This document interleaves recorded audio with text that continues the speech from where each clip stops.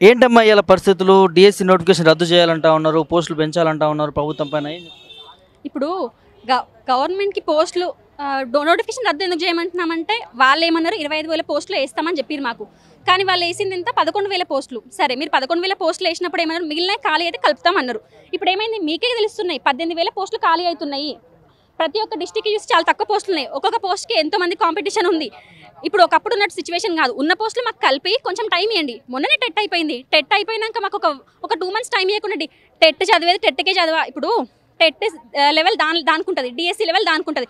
ఒకటేసారి చదవండి, టెట్ రాయండి, డిఎస్సి రాయండి అంటే ఎవరికి జాబ్లు వస్తాయి? టెట్ పెట్టిరు. నార్మలైజేషన్ ఏమైంది? రిజల్ట్స్ అట్లా ఇచ్చేదా? రిజల్ట్ ఇచ్చిన ఈవినింగ్ రోజు ఎవరైనా కీ పెడతారా? ఏం చేసుకోవాలా? ఎవరికి చెప్పుకోవాలా మా పరిస్థితి? అట్లా కీలో తప్పులు ఉన్నాయి. ఇప్పుడు మాకు మార్క్స్ రావాలా? అవును 1-2 మార్క్స్ అయినా కానీ మాకు ఇంపార్టెంటే, హాఫ్ మార్క్ కూడా ఇంపార్టెంటే. జాబ్ డిసైడింగ్ కదా. ఎవరికి చెప్పుకోవాలి పరిస్థితి? ఎడ్యుకేషన్ మినిస్టర్ సీఎం దగ్గర పెట్టుకుండు, సీఎం అపాయింట్మెంట్ ఇస్తాడా?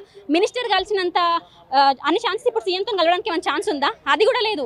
ఎటువంటి ఆఫీసర్స్ కూడా రెస్పాండ్ కావట్లే. పోయి అక్కడ ఇచ్చేసినా కానీ ఆల్రెడీ ఇచ్చేసినాం, షెడ్యూల్ ఇచ్చేసినాం, చదువుకోండి. ఎట్లా చదువుకుంటారు? అరే రెడీగా మేము ఎగ్జామ్ రాసా మాకే టైం కావాలా అంటున్నప్పుడు ఇంకెవరికి పెడతారు? మమ్మల్ని పట్టించుకునే గవర్నమెంట్ మాకు వచ్చింది అనుకున్నాం కానీ ఇంత సఫర్ చేసే గవర్నమెంట్ అవుతుంది అని మేము అనుకోలే. అంటే ఎందుకమ్మా ఇవాళ ప్రభుత్వం మీరు ధర్నాలు చేస్తూ ఉన్నా, ఇక్కడ ధర్నా చౌక్లో నిరసన కార్యక్రమం తెలుపుతా ఉన్నారు, ప్రభుత్వం ఇప్పట్లో స్పందించట్లేదు, ఇది నిరుద్యోగుల ప్రభుత్వం అని చెప్తా ఉంటుంది.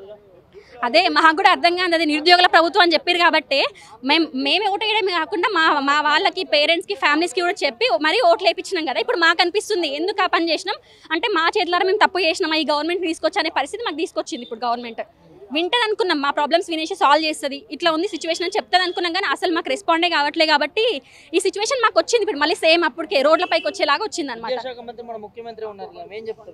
అదే విద్యాశాఖ మంత్రి, ముఖ్యమంత్రి ఉన్నందుకు మంచిగానే, కానీ మాకు కూడా పిలిచి ఇప్పుడు సరే మీరు బిజీగా ఉండొచ్చేమో, వేరే వాళ్ళ దానికి సంబంధించిన ఆఫీసర్స్ని పిలిచి వాళ్ళ ప్రాబ్లమ్ సాల్వ్ చేయండి అని చెప్పాలి. కానీ అసలే రెస్పాండ్ కాకుండా వాళ్ళని అడుగుతానేమో సీఎం దగ్గర ఉండంటారు, సీఎం ఏమో అసలే పట్టించుకోడు. ఇప్పుడు ఎవరికి చెప్పాలి? ఇంకా ప్రజాపాలన తీసుకొస్తారు అనే నమ్మకంతోనే కాంగ్రెస్ పార్టీని తీసుకొచ్చినాం కానీ ఈ పాలన మాకు ఇట్లా ఉంటుందని మాకు తెలియదు. కాబట్టి ఇప్పుడు ఈ వ్యతిరేకత అవుతుంది. తెలుస్తుంది కదా ఇప్పుడు మాకు ఒక నిరుద్యోగులుగా అయితే మాకు తెలుస్తుంది, మిగిలిన వాళ్ళ గురించి మాకు తెలియదు కానీ ఒక నిరుద్యోగుల వాళ్ళ అయితే మాకు తెలుస్తుంది. ఇప్పుడు వాళ్ళు అన్నట్టే మీకు ఏ ప్రాబ్లం ఉన్నా మేము వెంటనే అందుబాటులో ఉంటాం, సాల్వ్ చేస్తామని చెప్పారు. కానీ ఇప్పుడు ఇంతవరకు మేము ఇన్ని డేస్ నుంచి అడుగుతున్నాం, పోస్టులు ఖాళీ అయినాయి, పెంచమంటే పెట్టట్లే. ఇప్పుడు ఆఫ్లైన్ ఎగ్జామ్ పెట్టమంటున్నాం, అది కాదు టైం ఇవ్వమంటున్నాం, టైం కూడా ఇవ్వట్లే. ఇక్కడనే అర్థమవుతుంది కదా. ఇప్పటికన్నా మా అర్థం చేసుకోండి, కొంచెం పిలవండి. మేమే పెద్ద టెర్రరిస్టులం కాదు, మావోయిస్టులం కాదు.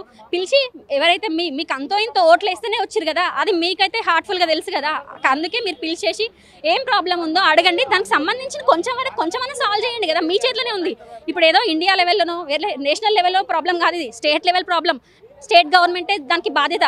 మేము ఓట్లు వేస్తేనే స్టేట్ గవర్నమెంట్ వచ్చింది కాబట్టి మాకి ఉన్న ప్రాబ్లమ్స్ అన్ని కూడా స్టేట్ గవర్నమెంట్ సాల్వ్ చేయాలి. ముందు ఎన్నో హామీలు చెప్పారు అమ్మా వీళ్ళు, 2 లక్షల ఉద్యోగాలు అన్నారు, జాబ్ క్యాలెండర్ అన్నారు, ఇంకా నిరుద్యోగ భృతి అని అన్నారు. మరి ఇవాళకి మీకు ఇస్తామన్న ఈ డిఎస్సి నోటిఫికేషన్ సంబంధించిన వివరాలే రావట్లేదు. అదే అర్థం కాదు, అందుకే ఇప్పుడు మేము బయటకు వచ్చింది. ఫస్ట్ మంచిగానే అడిగినాం, ఏమైంది ఉన్న ఖాళీలు కల్పమని అడుగుతున్నాం, టైం ఏమంటున్నాం, కొంచెం అసలే పట్టించుకోవట్లే. ఇక్కడనే అర్థమవుతుంది మాకు గవర్నమెంట్ నుంచి రెస్పాన్స్ లేదు, అసలు ఏం కూడా పట్టించుకోవట్లే.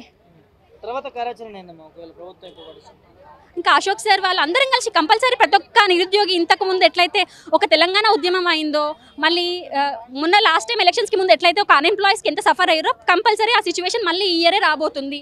ఈ ఇయరే మీరు చూస్తారు, అదే ఇయర్ ఎండింగో లేకపోతే గవర్నమెంట్ ఫెయిల్యూర్ వల్ల కాదు, ఈ ఇయర్ అది రాబోతుంది అంతే. ఇంకా ఆడబిడ్డలకు నేను ఎలాంటి అన్యాయం చేయను, అన్నా అంటే నేను ఉన్నా అని చెప్పి అన్నటువంటి ఇదే ముఖ్యమంత్రి గారు ఏం చెప్తారమ్మా? అదే ఆ మాట వినడానికి బాగుంది, ఇప్పుడు వినడానికి బాగుంది. ఎందుకంటే ప్రతిదానికి పిలిచి మీరు మాట్లాడితే బాగుండు. మా ప్రాబ్లమ్స్ ఏదో చెప్తుంటే అసలు ఆఫీసర్సే పట్టించుకోవట్లేదు. మేము గవర్నమెంట్ పంపించేసినాం, వాళ్ళు చూసుకుంటారు, వాళ్ళు ఏం చెప్తే మేము అది చేస్తాం. సరే ఇప్పుడు ఒకటి చెప్తున్నా, ఆఫీసర్స్కి ఇది ఒక డ్యూటీ, కానీ మాకు ఇది ఒక లైఫ్ ఎగ్జామ్ అనేది. వాళ్ళకు ఒక నోటిఫికేషన్ వేయడము, వాళ్ళ డ్యూటీ వాళ్ళు చేస్తారు, కానీ మాకు జీవితాలతో ఆడుకోకండి, అదొకటే చెప్పగలుగుతున్నా. జీవితాలతో ఒక కుటుంబం ఒక్కటే కాదు, ఇక్కడ ఒక అన్ఎంప్లాయ్ అంటే ఒకరి వెనుక వాళ్ళ ఫ్యామిలీస్ ఉంటాయి, ఆడుకోకండి, అదొక్కటే. మా ప్రాబ్లమ్ సాల్వ్ చేయండి.